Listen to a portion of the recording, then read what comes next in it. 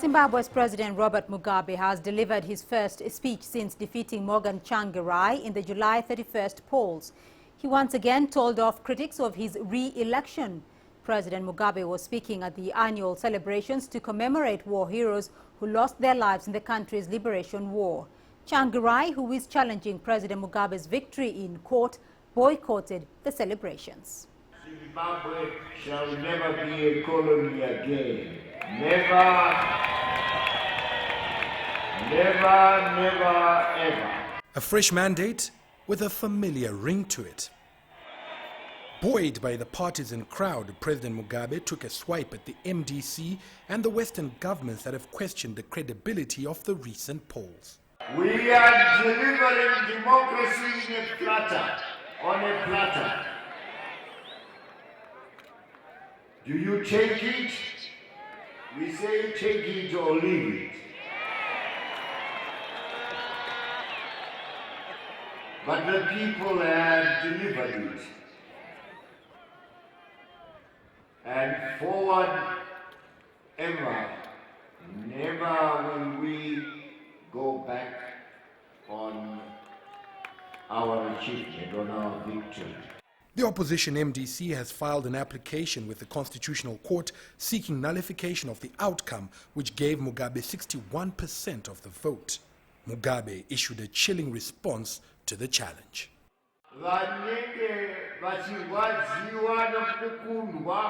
Those who are crying about this result can go and hang themselves.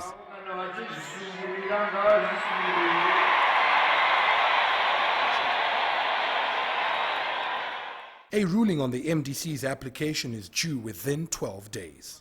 Well, the incoming government certainly has its work cut out for it. President Robert Mugabe spelt out some of the challenges on the economic, agricultural and manufacturing fronts, amongst others. He, however, exuded confidence that now that ZANU-PF is in government by itself, it can deliver the goods.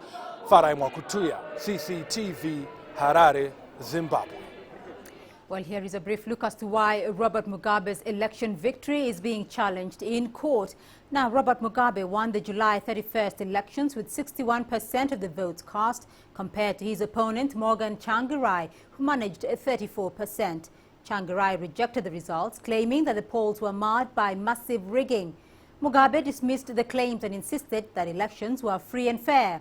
Tsvangirai then sought to challenge the outcome in court and is now seeking a rerun. His lawyers filed an appeal with the Constitutional Court on Friday. The Constitutional Court is expected to discuss the petition this week. It has up to 2 weeks to deliver its verdict. Tsvangirai's case is mainly based on alleged manipulation of the voters' roll. African and regional monitors praised the polls as credible, but the West has criticized the vote.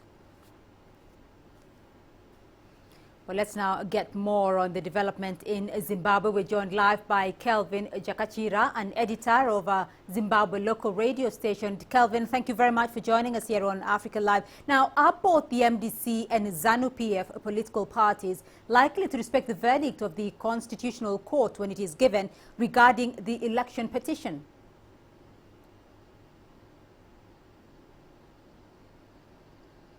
Yes, in my view, I think both parties are most likely going to accept the verdict of the court. But it is important to note that I doubt very much that the MDC is hoping to get a positive result. I think what they want to really do is just to undermine the legitimacy of the victory by President Mugabe and ZANU-PF. But I mean, ZANU-PF on its part, I believe they are hoping that they will get a positive result, given that SADC and the AU observer missions have given thumbs up to the election which they won. Well, Mugabe is insisting that his opponents represent the interests of Western countries. Is there a fair assessment of the situation?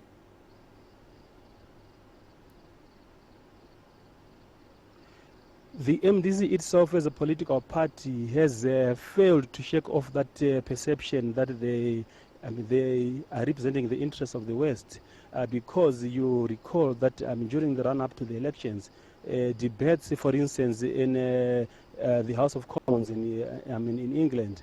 MPs were debating, clearly favouring the ouster of Robert Mugabe at the elections and favouring the MDC. And also you recall that the MDC was unable to properly articulate its position on issues to do with gays and lesbians, and also their position on indigenization was not very clear. So that itself, to the common man, it gives the impression that they are representing the interests of the white capital. Well, Kevin, in the event that Tsvangirai loses the case in court, though, will that signal an end to his political career?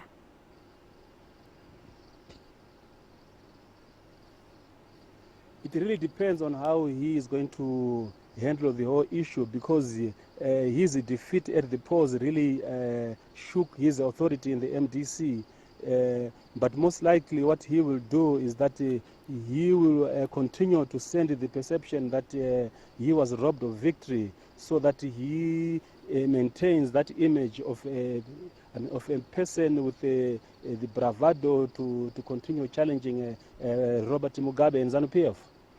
Well, Kevin, let's look at another case scenario here, that in the event the court orders a rerun of the presidential election, can Zimbabwe, though, finance that election?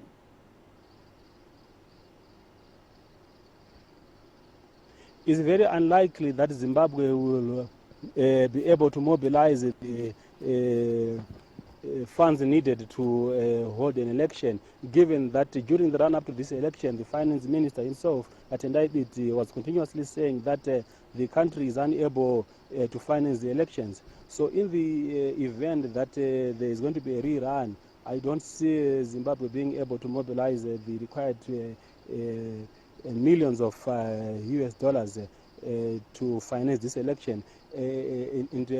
Most probably what will happen is that we'll have an underfunded election, which will be very chaotic in my own view.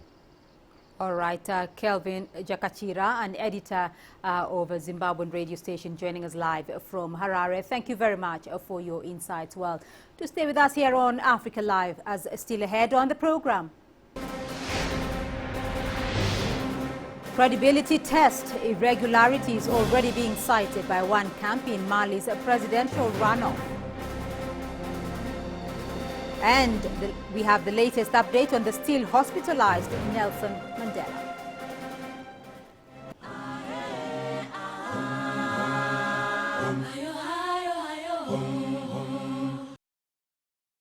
We follow the latest trends in global politics, economics, culture and sport, and how Africa fits into the global picture.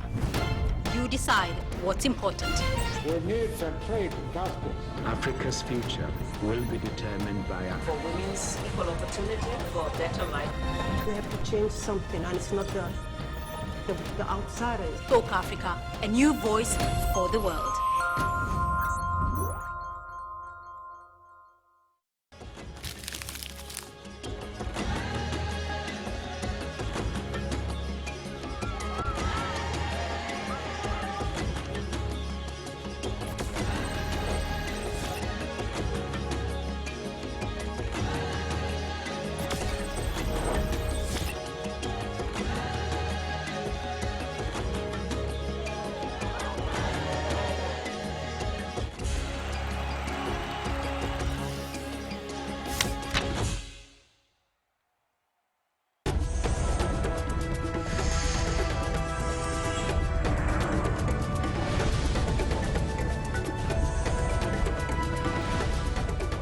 Welcome back to Africa Live on CCTV News with me, Beatrice Marshall, in Nairobi. Now, vote counting is currently underway in Mali after polling stations closed Sunday evening. Thousands of Malians braved the rain to cast their ballots in a presidential runoff that pitted former Prime Minister Ibrahim Boubacar Keïta against ex-Finance Minister Malia Cisse. Noel Mwakugu now reports. Polling stations closed late on Sunday, marking an end of the presidential runoff, which passed without serious incidents being reported. The head of the AU observers told reporters on Sunday night that his team had not seen any conduct that was dubious during the runoff. In all the voting stations, Overall, everything went well. There was nothing dubious. Earlier in the day, African observers were in Timbuktu, the ancient desert city in Mali's north, to make sure that polling was conducted according to international standards. A record 49% of 6.8 million registered voters turned out to cast their ballots in the first round of the election last month. Observers told Reuters news agency that participation appeared to be slightly lower for the runoff, but the vote had been peaceful and free of major technical problems. Thank God. From morning until now, everything has gone well, until the last minute, when the police arrested some people at voting offices number 4 and number 8 for fraud. Besides that, everything went well here. It was former Prime Minister Ibrahim Boubacar Keita's race to lose after winning nearly 40% of the first round vote and receiving endorsement from almost all the other candidates. He faced former Finance Minister Soumaïla Cissé, and results of the runoff are expected by Friday. Mali's next president will be tasked with not only building the country's shattered economy, but also resolving a simmering dispute with the separatist movement in the far north. Noel Makugu, CCTV. Well, let's get an update on Mali's presidential elections. CCTV's Kate Parkinson joins us now from Mali's capital, Bamako. Kate, can you give us the latest on the vote counting process? Is there any indication of which presidential candidate is currently in the lead?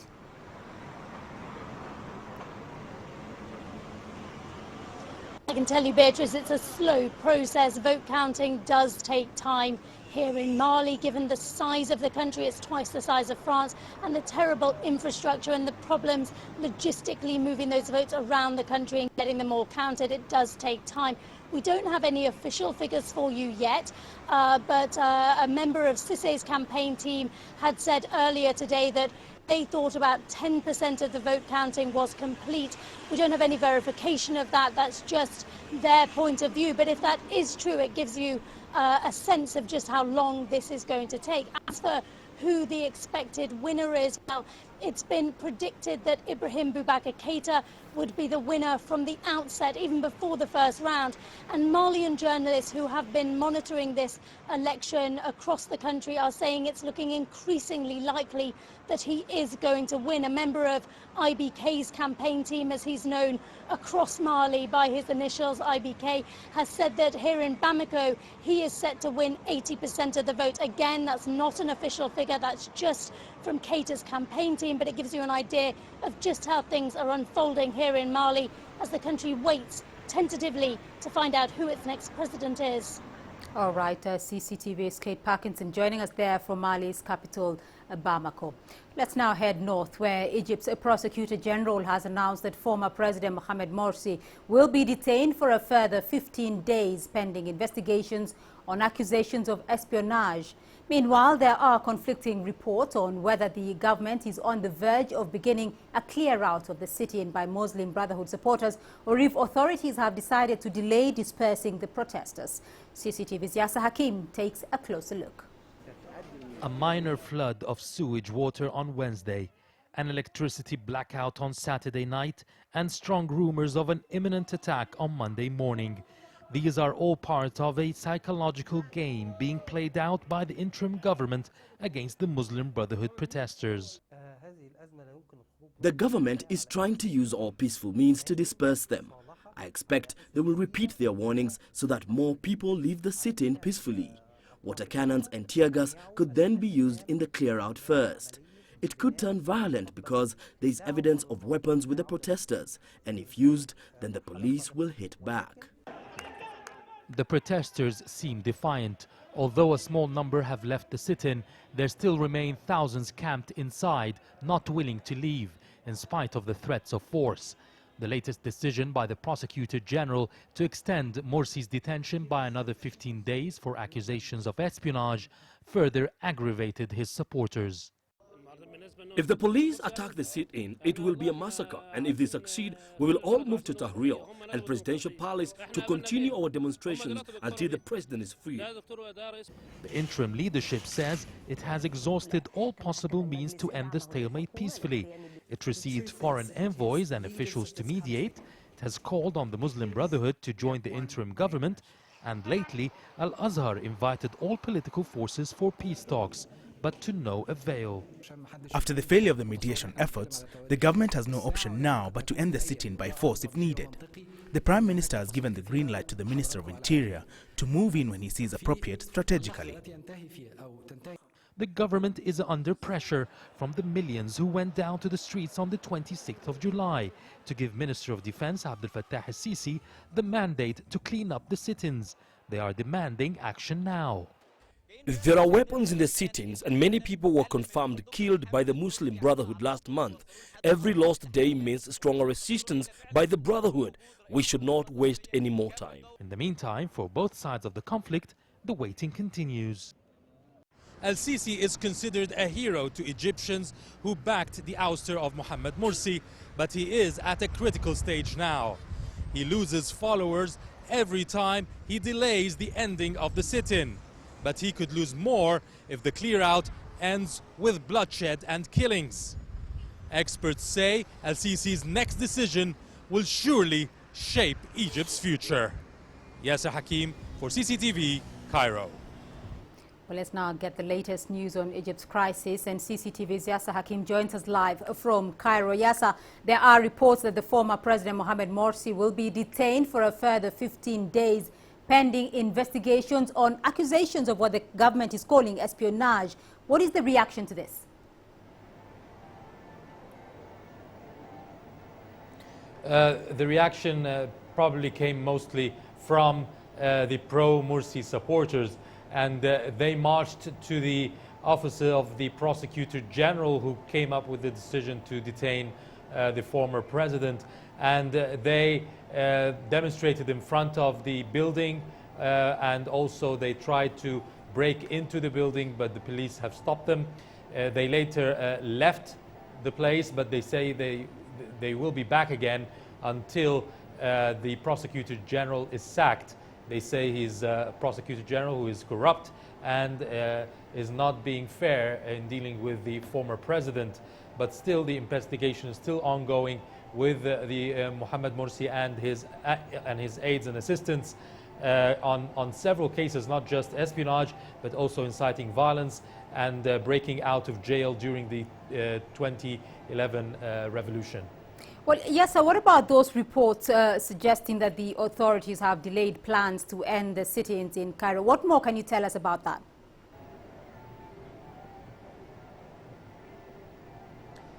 It's all speculation, actually. The government only said that it will clear out or clean out or break out or break up the sit-ins. It did not say how or when. It only said that it will try all options, all peaceful options, before resorting to force.